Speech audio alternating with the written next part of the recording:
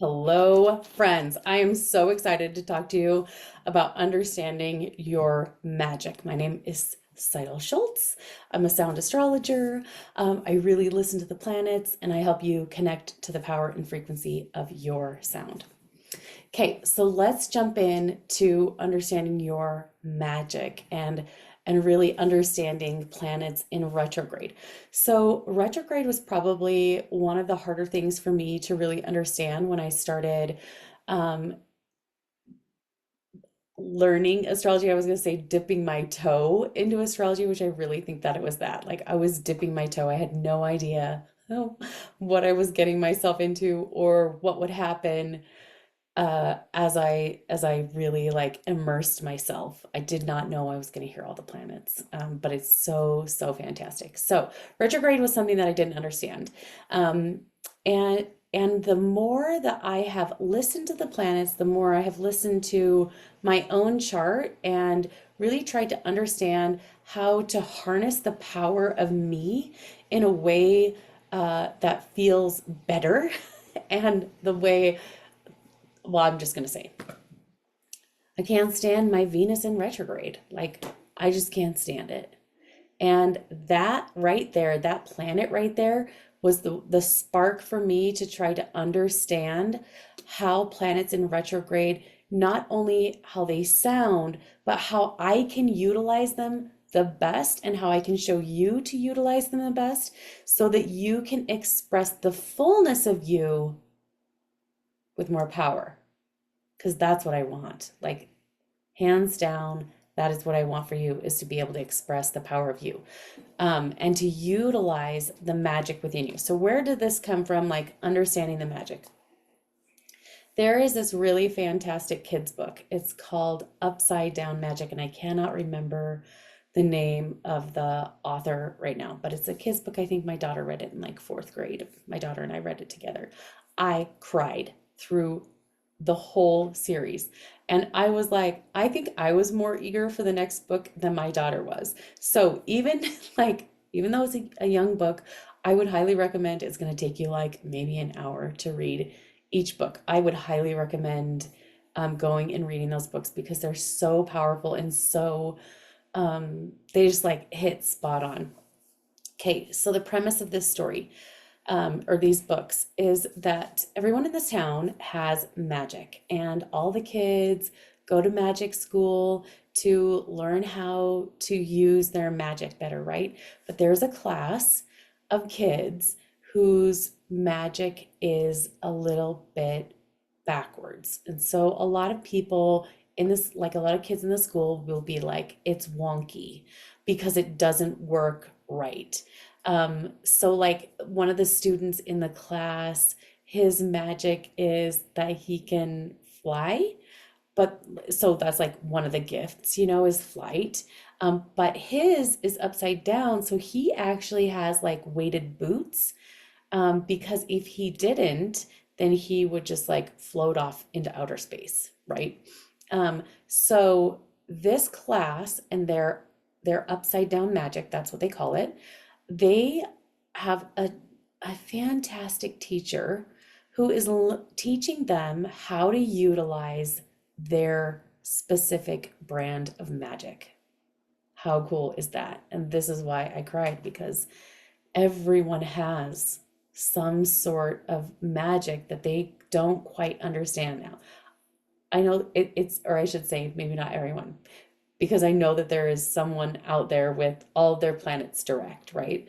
But most of us have at least one planet in retrograde, and that's the planet that is like upside down magic. It's trying to understand how we connect to that magic the best. So I generally speaking, they'll talk about retrograde planets as being like an inward planet, going inward, understanding ourselves, right? So I'm actually going to tell you this. This is my funny story about my Uranus in retrograde.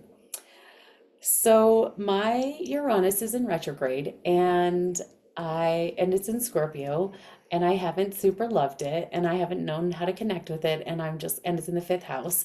And so it's like, I am so not creative, like not creative at all. And people are like, you are so creative. And I'm like, I don't do art. Like, yes, you see my piano behind me.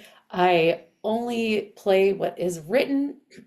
I only sing what's written, like all these things. I have to stay in the lines, unless it's my work. And then I just like totally color outside the lines, right? I'm like listening to planets, and I'm helping women connect to the frequency of their moon sign. Like, how weird is that? Like, how creative is that, right? Anyway, so one day recently I was like, I just want to I'm gonna play and see if I wanted to play with my intuition, right? I wanted to play with my information. And so I just like I want I decided to use it in games, right? And so I sat down to do this card game with my family. I was actually it was Mexican train, and we were doing Mexican train, and I'm like, I'm just gonna like tap in to myself and tap into me and just like play the game of like listening to myself and listening to my intuition. And it actually to be honest, actually started before that. Let me get the story straight. My husband and I were playing a game with some friends. Anyway, it's this weird game. And we had to, like, someone would read the story off the card, and then we had to say true or false. And, you know, I don't know facts. I don't remember facts, um, like historical facts. And these are like historical facts that we were saying whether they were true or false, right? And we had like a demographer in the group, and so of course he's like, well, a quarter of the time it's coming up false, and he's like logic his way through it, and I'm like, I can't logic my way through it, like I just can't logic it. That's not going to happen. So I was like, okay, this is what I'm going to do. I'm going to try listening to myself and listening to my intuition and seeing what it's saying to me. And so I was like, I'm just gonna play this game with myself, right? And so I would tune in and see what I felt, whether it's false or true or false, right? And then I'd play the card. So what happened was, I did not get every answer right because I wasn't listening to myself.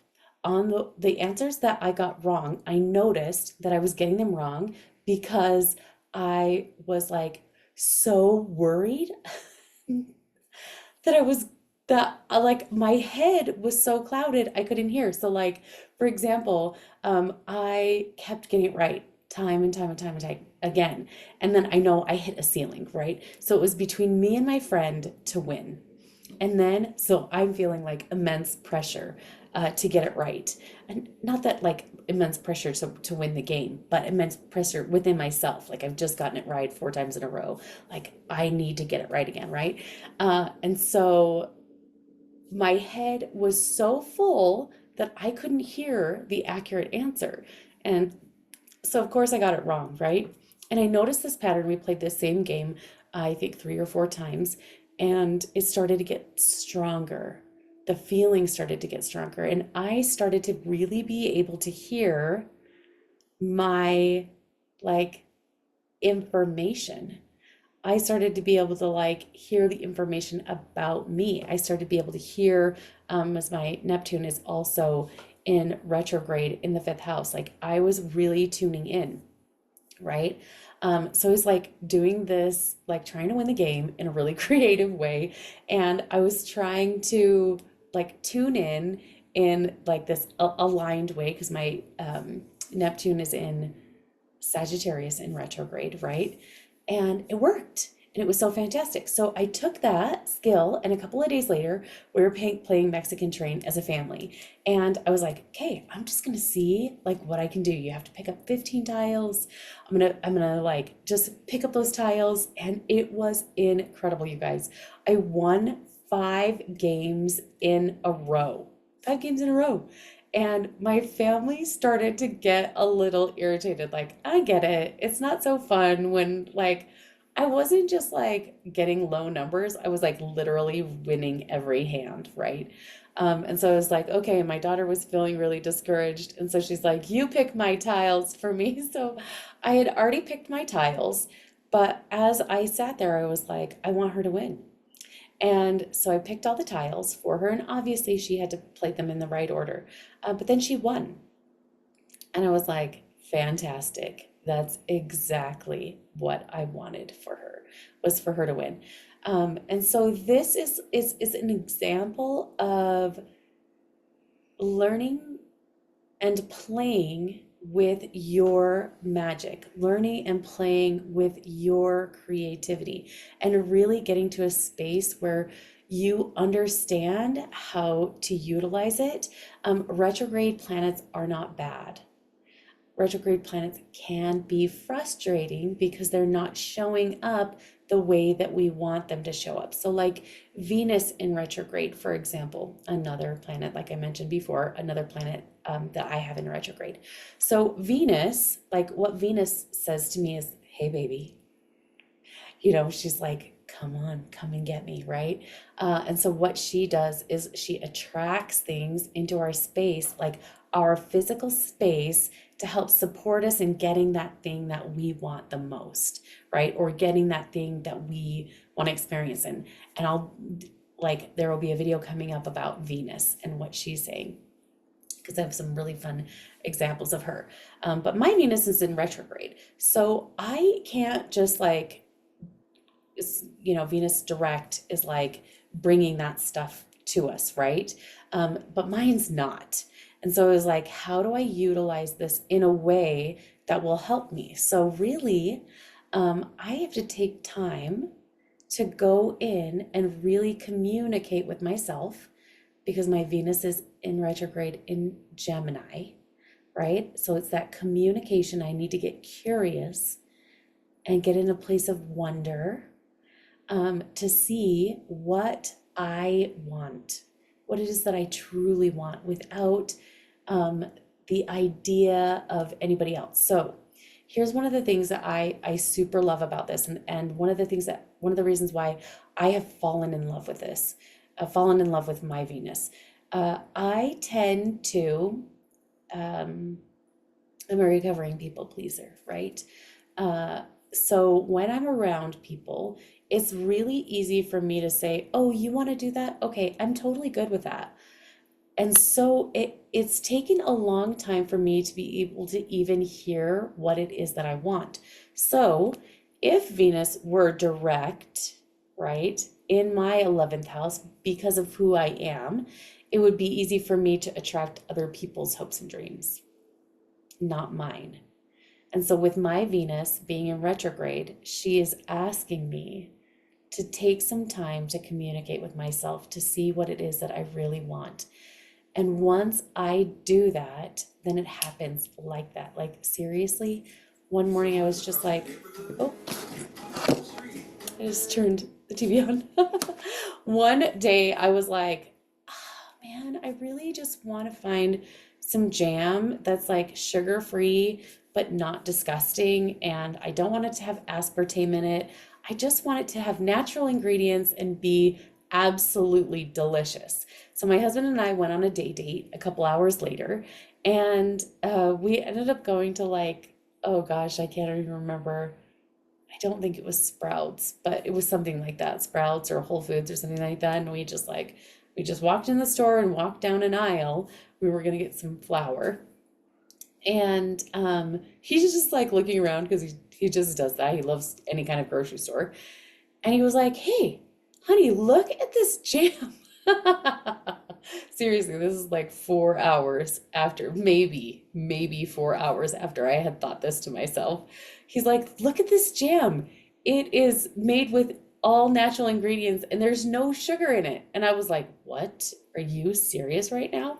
So I go over to it and I read it, and it's like, it's got the fruit And then it's using grape juice as a sweetener. It just, and like I've got strawberry, I've gotten raspberry, it does not taste like grape juice. Anyway, I was like, oh my gosh, this is my Venus in retrograde. Like I really got very clear what it is that I wanted, and I just thought it. And it was just like a passing thought. It wasn't even like I didn't sit there and be like, I have um sugar fry, have all natural jam, you know. There was no affirmation, it was just decided.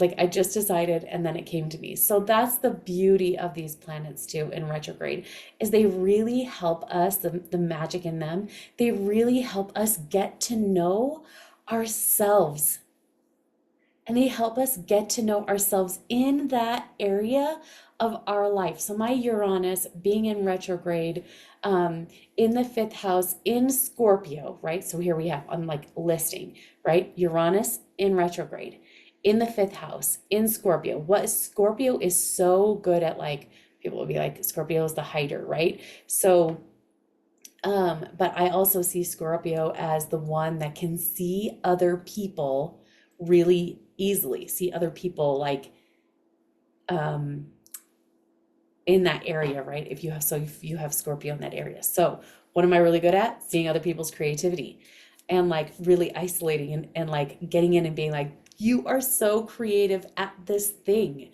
right? And so, but I'm also really good at hiding my own creativity from myself. I'm like, I'm not creative. No, that's not me. Like, I don't do art. I guess I have a piano, but I have to do like, I only read music. I don't write music. I have, but I don't love it. I only sing what's written unless I'm like being funny in the kitchen or something like that, right? So like very in the lines with it. And so this is kind of like how I have seen my Uranus in retrograde, but it's really asked me to take a moment and come in and really see my information, really get to know me and who I am and my incredible creativity and the pleasure that I bring to myself. Isn't that amazing? So I want to know, where are your retrograde planets? What planets do you have in retrograde? What house are they sitting in? Like, just share all the information. Like, what sign are they sitting in? What house are they sitting in? What planet is it? Like, it's so exciting, and I just want to give you hope that these planets that are in retrograde, they're not bad, they're not against you, they're just saying, come to me and find your magic. Like and subscribe for more videos. I am so excited to share more about the sound of each one of the planets. We'll see you next time. Bye.